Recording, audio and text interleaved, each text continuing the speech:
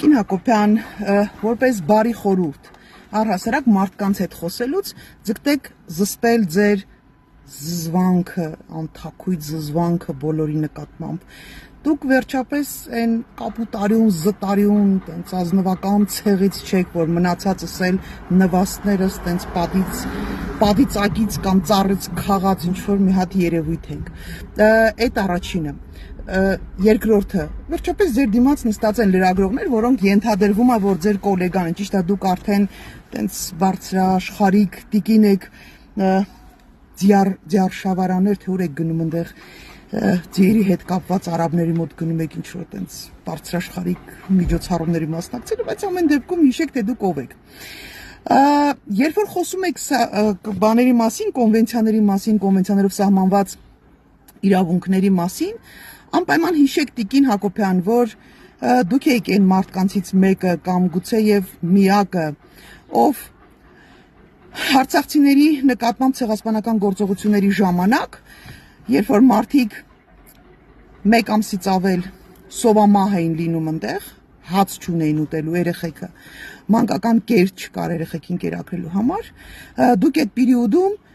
ինչ-որ մի հատ ճաշատեսակ եք սարքում, եթե չեմ սխալվում, տենց անվանումը բոզբաշ էր, չգիտեմ, ինչ-որ տենց մի բան։ Տիկին Հակոբյան, հիշեք նաև, երբ որ հղում եք անում սահմանադրությանը, հիշեք, որ այս երկրում բոլոր ժամանակներում, ես պնդում եմ դա, որովհետև ես բավականաչափ մեծ եմ հիշելու համար, թե որ պերիոդում ինչ է տեղի ունեցել, ձեր թանկագին ամուսնու չափ, ՔՊ-ի չափ, ասել է, թե ձեր թիմակիցների չափ, այդ թվում ձեր նաև ղեկավար կազմի, ձեր կառույցի հոգաբարձուների ներկայացուցիչների մասնակցությամբ այնքան է խախտվել այս սահմանադրությունը, որ երբեք այդքան բան չի եղել, երբեք ոչ մի իշխանություն այդքան սահմանադրությունը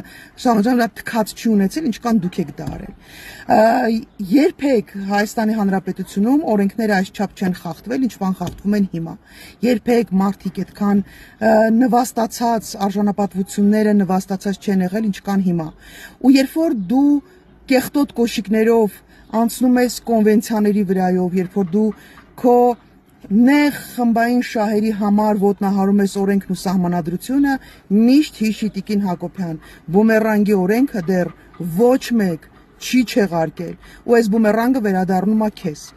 ձեզ, ներողություն, խանım։ Հիմա ինչ վերաբերվում է Դանիել Հովհաննիսյանին, սա ունի երկու տարբերակ։ Առաջի տարբերակը, որոշ ժամանակ հետո կհասկանանք այդ երկու տարբերակներից որն է աշխատում իրականում, տարբերակ առաջին։ Դանիել Հովհաննիսյանը մի քիչ նստել մտածել է ու հասկացել է, որ այն քաղաքականությունը, որը վարում են այս իշխանությունները, այն հակասահմանադրական, հակակոնվենցիոն, հակաիրավական, հակահայկական գործողություններ, որոնք իրականացնում են այս իշխանությունները, այդտեղից պետք է ինչ-որ ձևի փորձել դուրս գալ եւ մի տեսակ ոնց որ մաքրվել ու փորձում է խաղալ ինքնուրույն, իսկ դա նշանակում է, որ դա իրեն չի ներվելու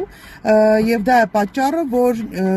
Դանիել Հովհաննիսյանի վերաբերյալ բազմակի, ներողություն եմ խնդրում, ուրիշ բառ չեմ կարողանում այս տեմպի մեջ մտաբերել, բազմակի օգտագործումից հետո, որպես հանրային գործիչ, որպես, չգիտեմ, հանրային ճանաչելի մարդ, փորձում են ձերբազատվել, այսինքն քրեական գործ հարուցել, հետո մտածել, թե հետո ինչ են անելու, մանավանդ մահակ ունենալու համար, մեղվեր։ Եվ երկրորդ տարբերակը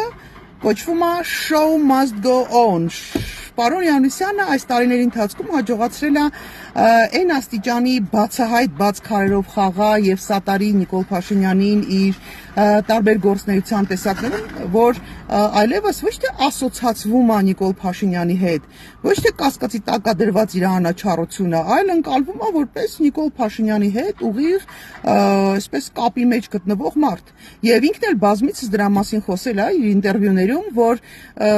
բազմիցս առիթ ունեցել անձամբ նստել խոսելու Նիկոլ Փաշինյանի հետ, տենց особо приближенный к императору կարգավիճակի, դա կարծում էր ինքը, որ դա իր քաշը բարձրացնում է, խոսքը քաղաքական հանրային քաշի մասին է։ Այս իմաստով պարոն Հովհաննիսյանը այնքան է վարկաբեկվել, որ մոտակա ընտրությունների ժամանակ կարիք ու անհրաժեշտություն է լինելու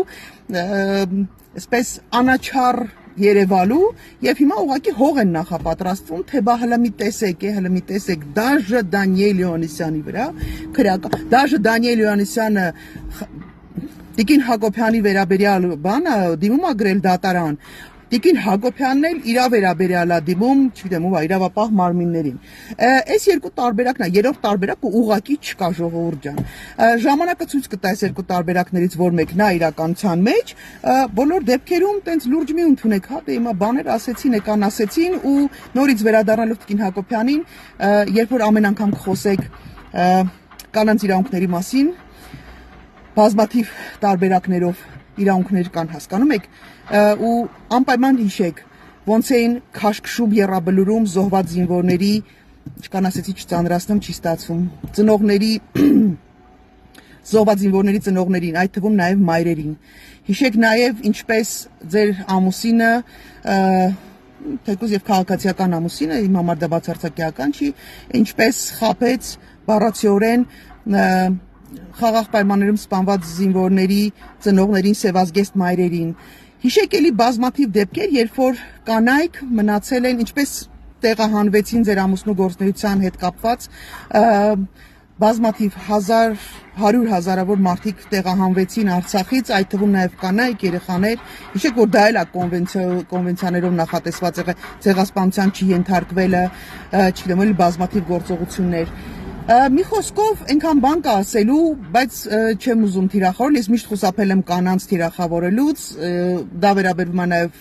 Աննա Հակոբյանին, որովհետև կանանց իսկապես շատ են թիրախավորում եւ թիրախավորում են շատ տգեղ ձևով, բայց այս դեպքում Տիկին Հակոբյան կներեք, բայց երբ որ դուք օգտվում եք ձեր ամուսնու պաշտոնյա լինելու բարիքներից ու տենց դեմքով ման եք գալիս, հիշեք, որ դա հակառակ կողմն էլ կա, այո, դուք ասոցացվում եք իշխանությունների հետ, այո, իմ քայլը դա նախկին խմբակցություններ, այո, ձեր ֆոնդը ասոցացվում է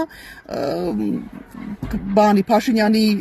գործնեության հետ, դուք իրա թեկուզ եւ քաղաքացիական, բայց կինն եք, երեխաների մայրն եք, դուք շարունակում եք ապրել մի տարածքում իր հետ, դուք շարունակում եք բազմաթիվ բարիքներից օգտվել, այնպես որ սա անխուսափելի process է ձեզ անդրադառնալը, հատկապես եթե դուք նպատակարար եք գտել